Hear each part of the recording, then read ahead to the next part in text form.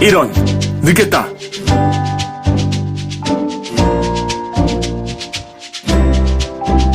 안녕하세요.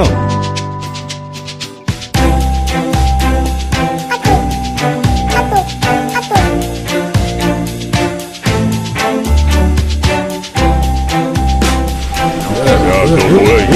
똑바로 못해 이거?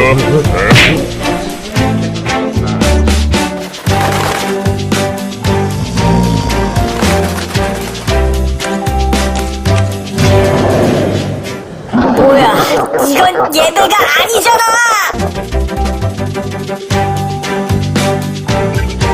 도와드릴게요.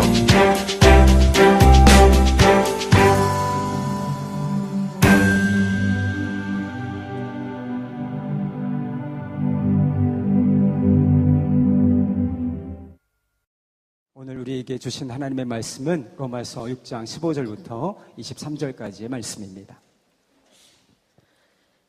그러면 어떻게 해야 하겠습니까? 우리가 율법 아래에 있지 않고 은혜 아래에 있다고 해서 마음 놓고 죄를 짓자는 말입니까? 그럴 수 없습니다. 여러분이 아무에게나 자기를 종으로 내맡겨서 복종하게 하면 여러분은 여러분이 복종하는 그 사람이 종이 되는 것임을 알지 못합니까? 여러분은 죄의 종이 되어 죽음에 이르거나 아니면 순종의 종이 되어 의에 이르거나 하는 것입니다. 그러나 하나님께 감사하는 것은 여러분이 전에는 죄의 종이었으나 이제 여러분은 전에 받은 교훈의 본에 마음으로부터 순종함으로써 죄에서 해방을 받아서 의의 종이 된 것입니다. 여러분의 이해력이 미약함으로 내가 사람의 방식으로 말하겠습니다. 여러분이 전에는 자기 지체를 더러움과 불법의 종으로 내맡겨서 불법에 빠져 있었지만 이제는 여러분의 지체를 의의 종으로 바쳐서 거룩함에 이르도록 하십시오. 여러분이 죄의 종일 때에는 의에 얽매이지 않았습니다. 여러분은 그때 무슨 열매를 거두었습니까? 이제 와서 여러분이 그러한 생활을 부끄러워하지만은 그러한 생활의 마지막은 죽음입니다. 이제 여러분은 죄에서 해방을 받고 하나님의 종이 되어서 거룩함에 이르는 삶의 열매를 맺고 있습니다. 그 마지막은 영원한 생명입니다. 죄의 싹은 죽음이요 하나님의 선물은 우리 주 예수 그리스도 안에서 누리는 영원한 생명입니다. 아멘. 하나님의 말씀입니다. 모두 자리에 앉으시겠습니다. 우리는 다 예수님을 믿는 사람들입니다. 네, 잘 믿읍시다.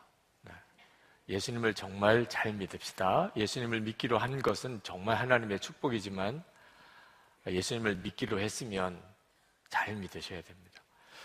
예수님을 믿는 것을 또 복음을 잘못 이해하면 예수님이 우리의 죄를 다 용서해 주셨으니 이제는 죄를 지어도 괜찮겠구나 이렇게 생각하는 분들이 있습니다.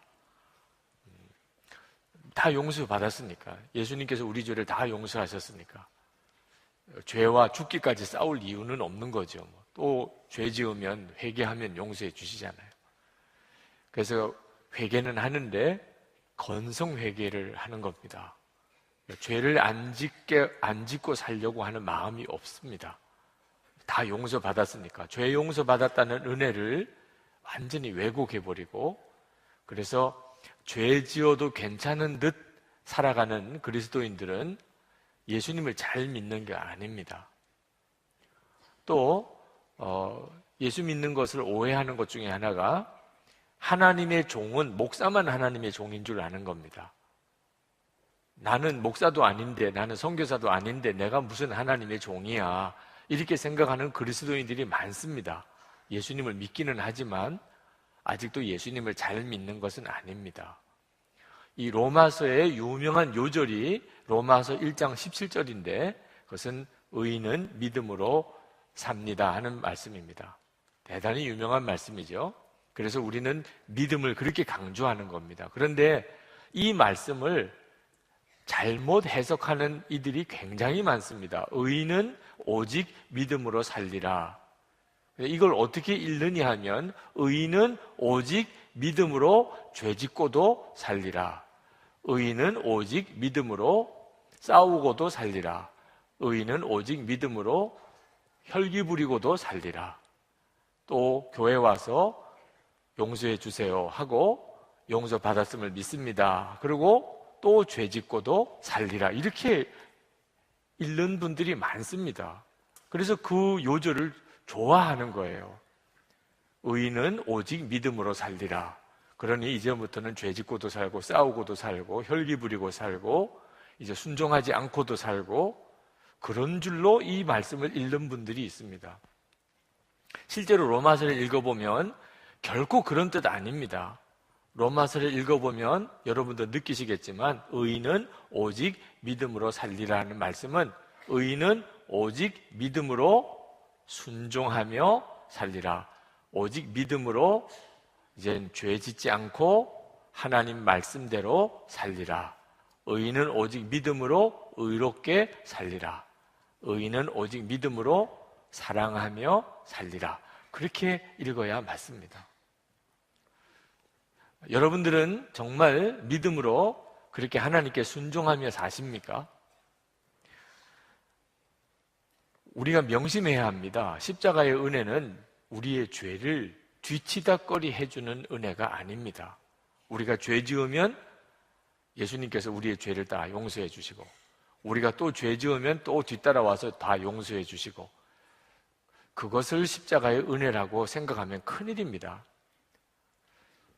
십자가의 복음은 우리를 더 이상 죄 짓지 않고 그리고 하나님의 종으로 살게 하는 능력입니다. 그것이 놀라운 십자가의 능력입니다. 이제는 더 이상 죄의 종이 아니고 하나님의 말씀대로 순종하며 하나님의 능력대로 사는 종입니다. 이것이 십자가의 능력입니다. 16절에 보면 누구에게 순종하느냐에 따라 그의 종이 된다고 했습니다. 16절에 보면 여러분이 복종하는 그 사람의 종이 되는 것임을 알지 못합니까? 실제로 그렇죠. 우리가 누구에게 복종하면 그의 종인 거죠. 그런데 예수님을 믿으면 이 진리를 그대로 지키지 않아도 되는 줄로 생각하는 분들이 있습니다. 예수님을 믿었으니까 죄를 지어도 여전히 하나님의 종이고 예수를 믿었으니까 죄를 지어도 여전히 나는 영생을 얻고 천국에 간다. 이렇게 생각하는 분들이 있습니다. 여러분, 이건 정말 말씀하고 다른 믿음입니다. 말씀을 정확히 보셔야 됩니다. 16절 하반절에 보면 여러분은 죄의 종이 되어 죽음에 이르거나 아니면 순종의 종이 되어 의에 이르거나 하는 것입니다. 예수 믿는 사람이나 예수 안 믿는 사람이나 똑같습니다. 우리가 죄의 종이 되면 죽음입니다. 예수 믿는 사람도 똑같습니다. 예수 안 믿는 사람도 그렇고. 우리가 순종의 종이 되면 의에 이르게 됩니다.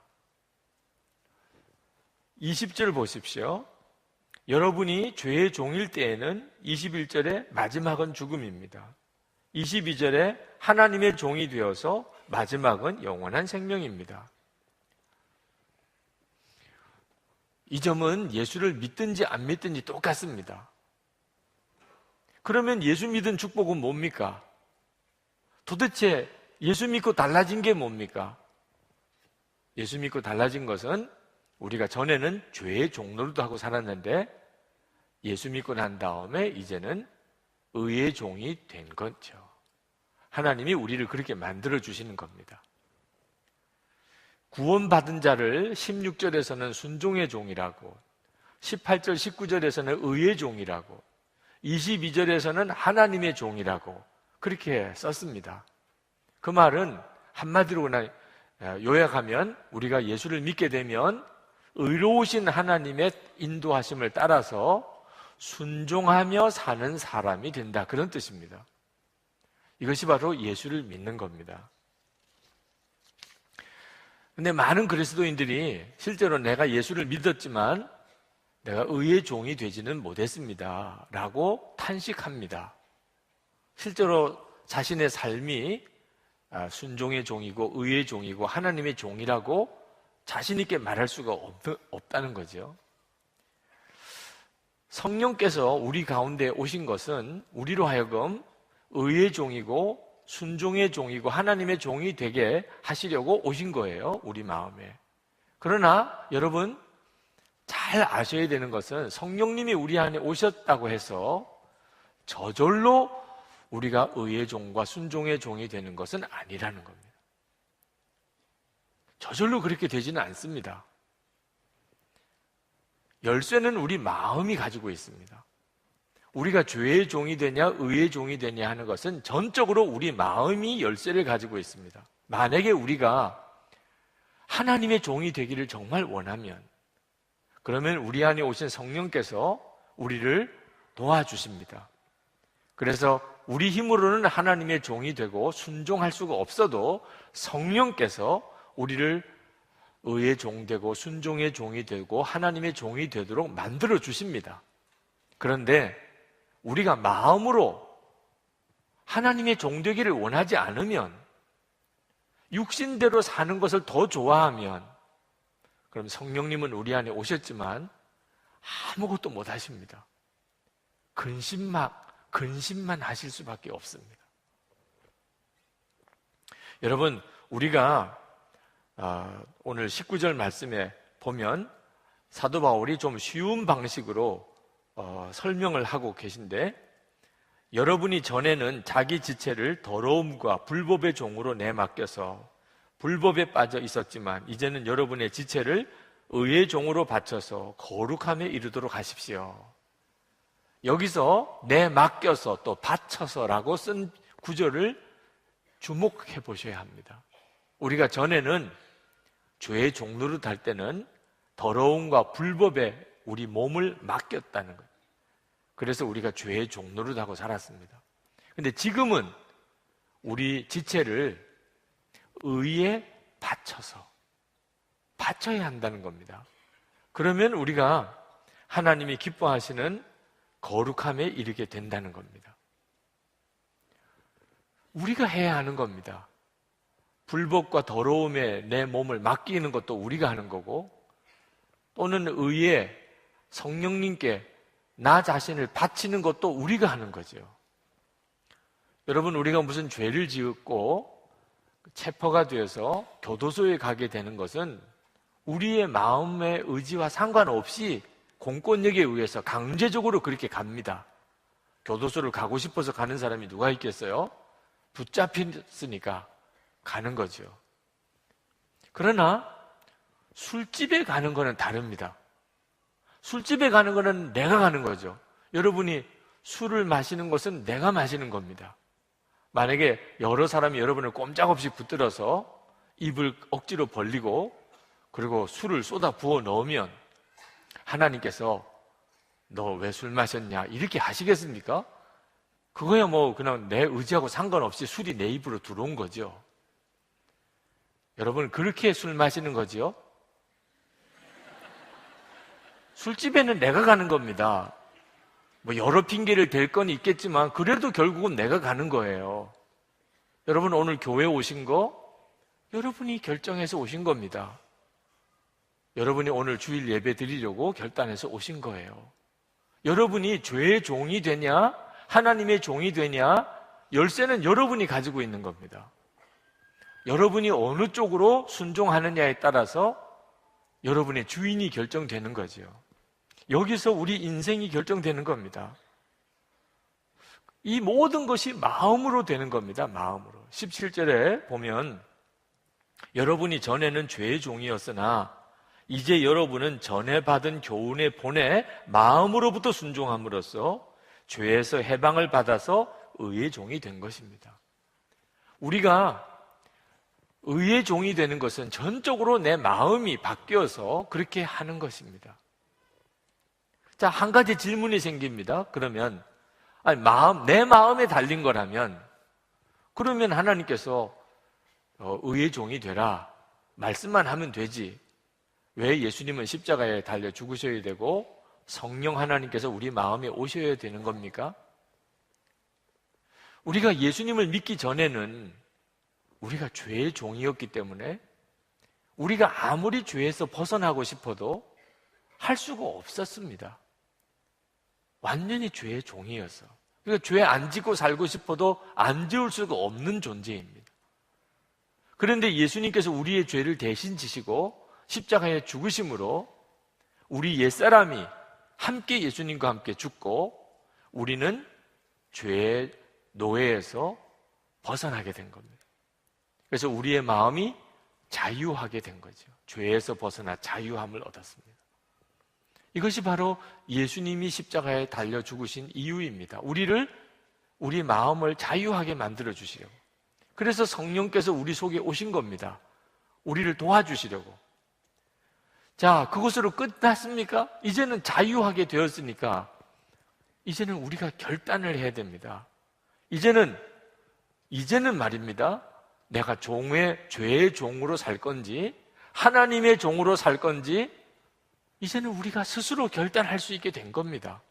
전에는 그렇게 할 수가 없었습니다. 전에는 한 길밖에 없었습니다. 죄의 종으로 사는 거예요. 근데 이제는 자유하게 됐으니까, 죄에서 벗어났으니까 이제는 내가 죄의 종으로 여전히 살 건지 하나님의 종으로 살 건지 결단할 수 있게 된 거예요. 만약에 여러분이 정말 성령님의 도우심을 구하면서 하나님의 종이 되기를 원한다면 성령께서 도와주세요. 여러분의 마음과 생각을 성령께서 도와주셔서 하나님의 말씀대로 살고 의의 열매를 맺게 해주십니다. 그런데 여러분이 구원은 받았지만 여전히 육신대로 살고 싶고 세상 욕심대로 살고 싶고 죄를 여전히 은근히 즐기면 성령께서 아무것도 하실 수가 없습니다. 그냥 또 죄의 종로로 가는 겁니다. 많은 그리스도인들이 예수를 믿고도 여전히 죄의 종로로 가는 이유가 여기에 있습니다. 그는 그의 마음이 하나님의 종 되는 것을 여전히 원치 않는 겁니다. 육신의 욕망을 채우며 살기를 원하는 겁니다. 하나님의 말씀대로 살기 어렵다 하는 이들이 있는데 천만의 말씀입니다. 하나님의 말씀대로 살고 싶지 않은 거예요, 마음이. 하나님의 말씀대로 살기 싫으니까 어렵다고 표현하는 겁니다. 하나님의 말씀대로 살고 싶은 자에게는 전혀 어렵지 않습니다. 기도 생활, 말씀 보는 일, 영성 일기 쓰는 일, 너무 힘들어서 못하겠다. 그런 말 하면 안 됩니다. 나쁜 사람입니다. 그게 힘든 거 아닙니다. 마음이 없는 거, 마음이 없는 거. 그렇게 하고 싶은 마음이 없으니까 그게 힘들게 느껴지는 겁니다. 제가 회심하게 되던 때에 지금 생각해도 내가 어떻게 그런 고백을 했었나 싶습니다. 하나님께 제 오른쪽 다리를 바치겠다고 그랬습니다. 이유는 하나님의 종된 게 너무너무 기쁘고 감사했기 때문입니다. 하나님의 종이 되는 것이 너무 기쁜 거예요. 두 다리 멀쩡하면 또 내가 원하는 대로 그렇게 살까봐 차라리 장애인이 되면 이제는 진짜 하나님의 종으로 살지 않겠나 그런 생각이 들어서 하나님 제가 오른쪽 다리를 하나님께 바치겠다는 기도를 제 입으로 했습니다. 그리고 그것이 너무 기뻤습니다. 마음이 바뀌면 그러면 모든 게 다 달라집니다. 결국은 마음이 아직도 분명히 정해지지 않은 겁니다. 예수님께서 마태복음 7장 13절 14절에서 주님을 따라 사는 삶을 좁은 문으로 들어가는 삶이라고 말씀하셨는데 어렵다는 뜻이죠. 좁은 문으로 들어가는 거 힘들다는 거죠. 세상 사람들이 보는 기준에 의하면 하나님 말씀대로 사는 것은 다 힘들고 어려워 보입니다. 그래서 그 문은 좁은 문이라는 겁니다. 그런데 여러분, 그 좁은 문처럼 보이는 그 길이 시온의 대로처럼 보이는 사람이 있습니다. 시편 84편 5절에 주께 힘을 얻고 그 마음에 시온의 대로가 있는 자는 복이 있나이다. 마음에 시온의 대로가 있다는 말은 시온, 하나님 앞으로 가는 그 길이 넓다 그런 뜻입니다. 마음에 하나님을 향하여 가는 길이 넓은 사람은 무슨 뜻이냐? 하나님 앞에 가고 싶은 마음이 간절하다. 하나님의 종으로 살고 싶은 간절한 소원이 있다. 가고 싶은 길은 좁은 길이라도 넓어 보입니다. 가고 싶으면 못 말립니다. 히말라야 트레킹 하다가 고산병으로 세상을 떠난 어떤 여자분 이야기를 뉴스에서 들었습니다. 거기 왜 갑니까? 그 높은 곳에 산소도 없다는데. 가고 싶은 사람은 못 말리는 겁니다. 그게 좋은 사람은 못 말린다니까요. 하나님 뜻대로 살고 싶고 하나님의 종이 되고 싶은 마음이 내 마음의 소원이 된 사람에게는 그 길이 시온의 대로입니다. 높은 뜻 정의교회 오대식 목사님 설교 중에 이런 예화를 하나 드셨습니다. 그 목사님이 일본에서 목회하실 때 어느 교회에 설교하러 초청을 받아 가셨는데 설교 전에 남성 중창단 특송을 하겠다고 사회하시는 목사님이 말씀을 하시더래요. 그리고는 남자 세 분이 나오는데 깜짝 놀랐다는 거예요. 왜? 보기에 딱 야구자였습니다. 덩치도 그렇고 머리도 그렇고 짧은 머리에 라운드 티에 문신에 이 사람들은 야구자입니다. 그 야구자인 세 사람이 나와서 특송을 한다는 겁니다. 그런데 너무나 아름다운 찬양을 부르는 겁니다. 눈을 감으면 은혜가 되고 눈을 뜨면 시험이 되고 그랬더래요. 찬양을 하고 난 다음에 한 분이 간증을 하시더랍니다. 우리 세 사람은 세 가지가 다 동일합니다. 하나는 우리는 다 보시다시피 야구자 출신입니다. 두 번째는 우리 세 사람은 다 아내가 한국 사람인데 아주 예수를 잘 믿는 사람으로 우리를 위해서 그동안 금식하고 기도를 많이 했었습니다. 그래서 우리도 예수님을 믿고 우리도 구원받았습니다. 세 번째는 하면서 왼손을 펼치는데 세 사람 다 새끼손가락이 없어요. 일본 사람들에게는 그게 뭘 의미하는지 직감적으로 아니까 충격이었다고 그럽니다.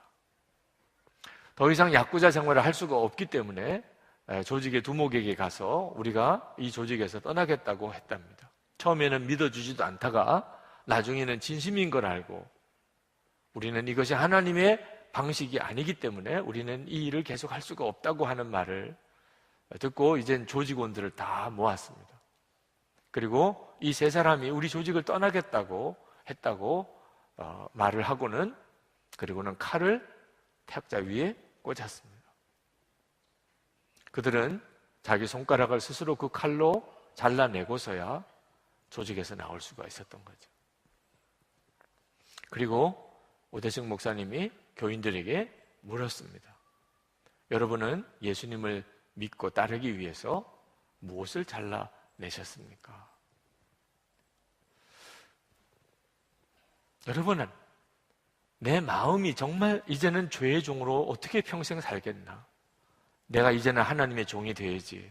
둘 중에 하나밖에 선택이 없습니다. 그 마음이 정말 간절해진 사람은 그러면 하나님의 말씀대로 살기를 간절히 갈망하게 되고 그리고 순종의 길을 가게 되며 성령께서 그를 도우십니다. 그리고 그는 정말 예수 믿는 사람으로서의 열매를 맺게 됩니다. 하나님이 우리에게 원하시는 것은 오직 하나 마음입니다. 돈 아닙니다. 여러분이 가진 능력도 아니고 여러분의 건강도 아니고 여러분의 생명도 아닙니다. 다 그건 하나님의 것입니다. 잠언 23장 26절에 내 아들아 내 마음을 내게 주며 내 눈으로 내 길을 즐거워할지어다. 하나님이 우리에게 지금 여기 계신 여러분에게 정말 원하시는 것은 여러분의 마음을 하나님께 달라는 겁니다. 그것은 하나님의 종이 되겠다는, 이제는 하나님의 말씀대로만 살겠다는 마음을 가져달라는 거예요.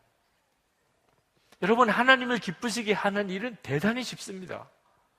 우리가 공부를 더 많이 해야 되는 것도 아니고 우리가 돈을 더 많이 벌어야 되는 것도 아닙니다. 우리가 지금보다 더 건강해져야만 할 수 있는 것도 아닙니다. 여러분이 정말 마음으로부터 하나님이 원하시는 길을 가고 싶어 하시는, 그것뿐입니다. 하나님은 우리가 예수님을 향하여 주님이라고 부르는 것을 기뻐하십니다. 정말이라면, 그게 여러분의 진짜 고백이라면, 예수님이 여러분의 주님이시고 예수님이 여러분의 왕이시기를 여러분이 정말 원하는 것이라면 주님이라고만 불러도 여러분은 하나님을 너무나 기쁘시게 하는 자가 되는 것입니다. 여러분, 하나님의 종하면 누가 생각되십니까? 여전히 여기 서 있는 제가 생각되십니까? 여러분 자신입니다. 예수를 믿은 여러분 자신입니다. 하나님의 종.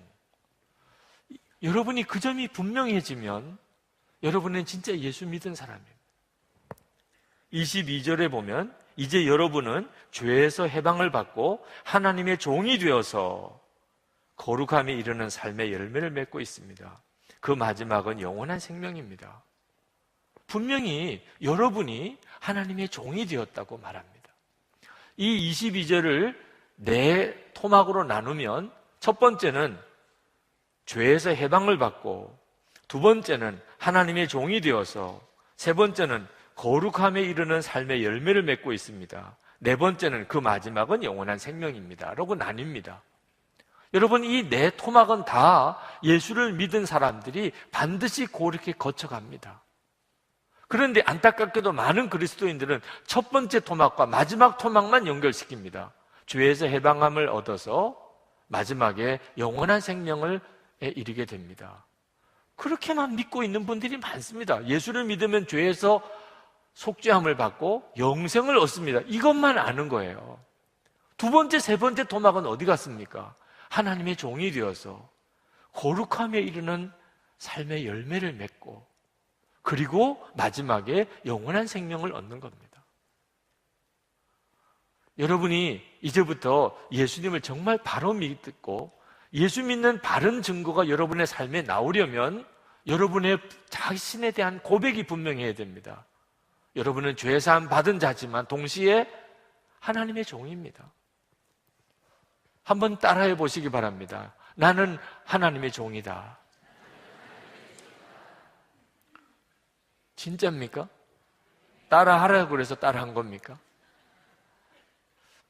여러분의 마음에 정말 그런 고백이 나오게 되면 그때부터 성령께서 역사하십니다. 여러분이 어디 가서든 나는 하나님의 종이다. 직장에 가서도 나는 하나님의 종이라. 오늘 집에 돌아가서도 나는 하나님의 종이라.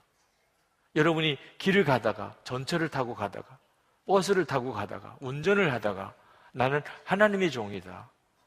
여러분의 입에서 그 고백이 나오면 그때부터 성령님은 여러분을 도우십니다.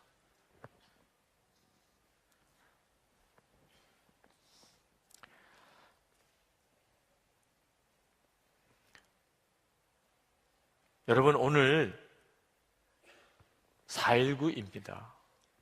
4.19 의거 기념일이죠. 지난 주간에 4월 16일 세월호 참사 1주년이었습니다.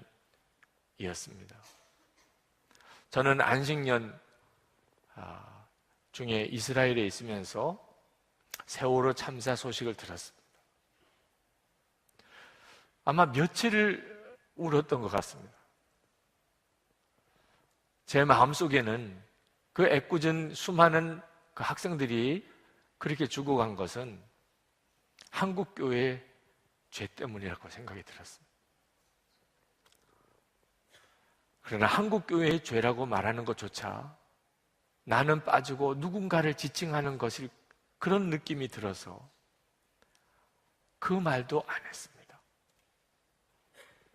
선한목자교회 담임 목사면, 그러면 한국교회의 죄라면 제 죄지요. 세월호 선장이 꼭 저 같은 느낌이 들었습니다.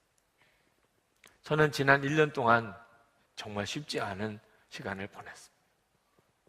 제 죄 때문인데 누구를 탓합니까? 그런데 그렇게 1년이 지나고 우리나라는 참 쉽지 않습니다. 세월호 참사의 그 끔찍한 고통을 겪었던 유가족들, 그리고 온 국민의 고통이 있었음에도 진짜 달라진 게 별로 없어 보입니다. 그 사고의 진정한 원인도 제대로 밝혀지지 않은 것 같고, 또 부패의 고리도 제대로 드러나고 해결된 것 같지도 않고, 우리나라 사회가 더 안전해지고 투명해진 것 같지도 않고, 희생은 엄청난 희생을 치렀는데 그 대가는 정말 없어 보입니다. 정부가 책임 있는 조치를 해야 하죠. 이대로 가서는 정말 안 되는 일이죠. 그리고 교회와 성도들이 기도해야 합니다. 그런데 그 세월호 희생자와 또는 유가족들에게만, 또 우리나라 국민들에게만 이 일이 비극 아닙니다. 우리에게는 세월호 희생자 또 그 유가족들이 겪은 비극보다 더 심각하고 무서운 비극이 우리에게 있는지 모릅니다. 지금 중동에 아주 무서운 전쟁의 소용돌이에 휘말려 있는 나라에 거기 가서 순교를 각오하고 선교하시는 선교사님 한 분이 거의 강제적으로 그 나라에서 출국 조치를 당해서 지금 우리나라에 와 계십니다. 오필립 선교사님, 우리 교회 게스트하우스에 계십니다. 지금 그 나라에는 몇 분의 선교사님이 아직도 남아 계십니다. 그 선교사님에게 전화를 드려봤답니다. 어떻게 지내시는지, 안전하신지. 그랬더니 그 선교사님들이 이렇게 이야기를 하더랍니다. 우리가 주님을 위하여 이러한 상황에서 섬길 수 있음에 오히려 감사합니다. 그러면서 한국이 이곳보다도 영적으로 더 위험한 곳이니 선교사님 그곳에서 조심하세요. 그렇게 이야기를 하더랍니다. 여러분, 한국이 IS로 인해서 지금 전쟁의 소용돌이 있는 중동의 국가나 또는 세계에서 제일 핍박이 심한 저 북한에 있는 지하교회보다 더 위험한 곳 맞습니까? 여러분은 그렇게 생각하십니까?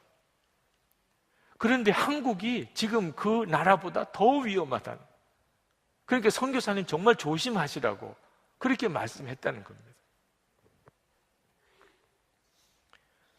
존 파이퍼 목사님께서 청년 집회 때 오래된 영상이지만 설교하신 영상을 보았습니다. 그때 존 파이퍼 목사님께서 그 설교하시기 얼마 전에 아프리카 카메룬에서 순직한 여선교사님 두 분 이야기를 하셨습니다. 한 분은 의사고 한 분은 간호사신데 80이 넘으실 나이가 되도록 독신으로 지내시면서 그 아프리카에 있는 병들고 고통당하는 이들을 위해서 헌신했습니다. 그런데 한 번은 큰 어떤 산악지대에 있는 마을에 거기에 병든 자들을 돌보려고 차를 타고 가다가 브레이크 파열이 일어나서 그 낭떠러지에 추락해서 순직을 한 겁니다. 자, 그 소식을 이야기하면서 물었습니다. 청년들에게, 여러분, 이것이 비극입니까? 이건 비극이 아닙니다. 그러면서 진짜 비극이 뭔지를 이야기해 주겠다고 하시면서 리더스 다이제스트에서 복사한 기사를 보여주었습니다. 그 기사 속에는 그때 당시 미국에 조기 은퇴 붐이 불었습니다. 빨리 은퇴해서 여생을 즐기며 살자. 미국 북동부에서 일하던 50대 후반의 어느 부부가 조기 은퇴를 하고, 그리고 플로리다에 집을 사고 거기에 보트를 사고, 그리고 소프트볼을 즐기면서, 그러면서 희귀한 조개 껍질을 모으는 그런 여가 활동을 하고 있다는 기사를 읽으면서 이것이 비극입니다. 그래서 여러분은 어떤 삶을 살고 계십니까? 대부분의 그리스도인들이 꿈꾸는 행복한 삶이라는 게 뭡니까? 돈을 많이 벌고 좋은 집을 짓고 자녀들이 다 잘 되고 그리고 건강하게 은퇴하고 은퇴한 이후에 아주 여유로운 삶을 살면서 그렇게 지내다가 죽어서 천국에 가는 거예요.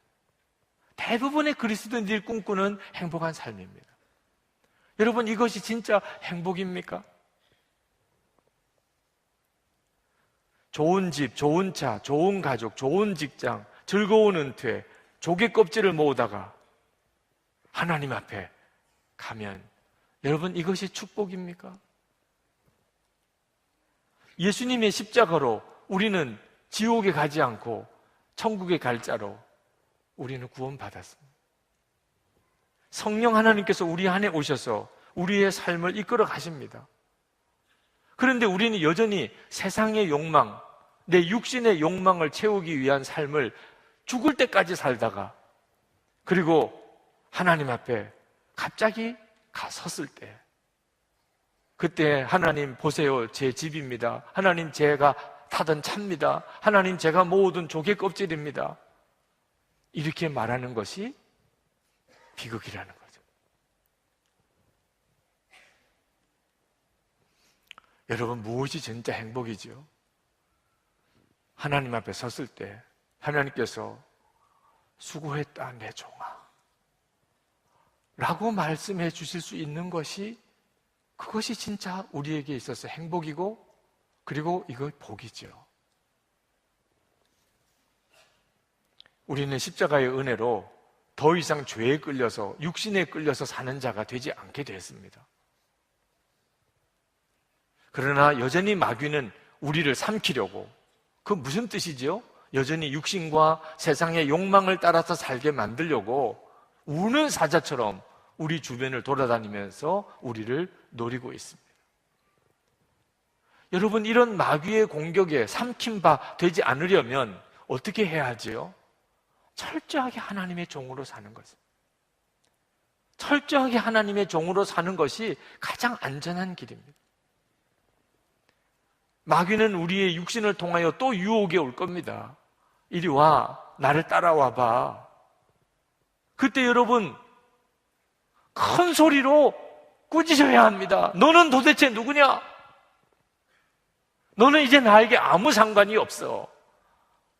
예수의 이름으로 명하니 내게서 떠나가라. 그렇게 하실 수 있어야 하는 것입니다. 여러분은 언제까지 죄의 육신에 세상에 끌려서 살겠습니까? 여러분은 주 예수님을 바라보면서 주님 말씀해 주세요. 제가 순종하겠습니다. 그렇게 주님께 고백할 수 있어야 됩니다. 그러면 성령께서 반드시 우리를 도우십니다. 우리 안에 오늘 여기까지 오게 하신 성령께서 우리가 진짜 하나님의 뜻대로 살기를 원한다면 반드시 우리를 도우십니다. 여러분, 순종이 없는 믿음은 없습니다. 그것은 거짓 믿음을 가지고 사는 것입니다. 여러분이 모두 하나님의 종이 되어서 하나님에게 순종하게 되면 그러면 삶 속에서 하나님의 살아계심을 여러분에게 놀랍게 드러내 주실 것입니다. 그렇게 살게 되기를 축복합니다. 이제 우리 기도합시다. 여러분, 여러분의 마음으로 주님께 구하십시오. 하나님, 제가 죄의 종으로 더 이상 살기 원치 않습니다. 저는 하나님의 종입니다. 저는 하나님의 종으로 살기를 원합니다. 성령님, 저를 도와주옵소서. 우리 통성으로 기도하겠습니다.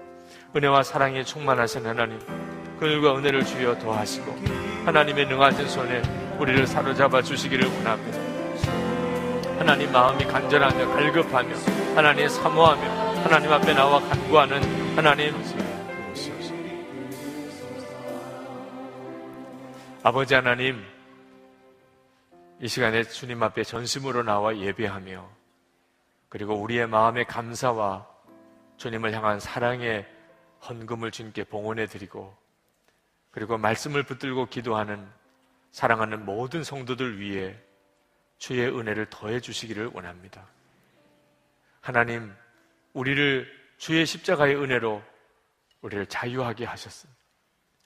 하나님, 이제는 더 이상 죄의 종으로 사는 길을 완전히 청산하고 이제는 하나님의 종으로 살기를 원합니다. 오늘도 말씀과 성령의 역사로 사랑하는 성도들의 마음을 사로잡으셨으니 주님, 성령의 역사를 더해 주소서. 우리가 순종의 종이고 의의 종이고 하나님의 종이 되어 영원한 생명의 길을 가게 하시고, 그리고 거룩한 성도들이 일어나고 거룩한 교회가 세워지면서 하나님, 이 사회가 변화되는 역사가 있게 해 주시옵소서. 우리가 소금과 빛으로 살게 하소서. 하나님, 북한에 있는 동포들을 구원하는 일을 위해 저희를 사용하소서. 이 민족의 평화로운 통일을 주님 저희들에게 주소서. 세월호 사건이 1년이 지났지만 하나님, 우리 안에는 갈등이 더 커져 있습니다. 교회와 성도들을 주님께서 일으키소서. 진정한 하나님의 종들이 일어나게 해주소서. 세계 열방에 나가 있는 선교사님들을 주님께 부탁을 드립니다. 하나님, 저들을 위해서 우리가 넉넉히 기도할 수 있게 되기를 원합니다. 오늘도 세우신 교회들, 핍박당하는 그 교회들을 주님이 함께 해주소서. 하나님의 나라의 영광을 보여주시고, 그리고 함께 하시는 주님을 바라보는 눈을 뜨게 해 주시옵소서. 성도들 위해 이 시간 주의 은혜를 더하시고, 심령에는 충만함으로 병든 몸은 깨끗하게 고쳐주시고, 저들의 가정 안에 진정한 화목과 하나됨을 주시고, 그리고 성도들의 기업을 복주셔서 축복의 통로로 베풀고 나누고 사는 힘이 있게 해 주시고, 그리고 성도들에게 전도의 문이 열리게 하시고, 이 땅에 하나님의 새 부흥이 일어나게 해 주시옵소서. 예수 그리스도 이름으로 간절히 기도합나이다. 아멘.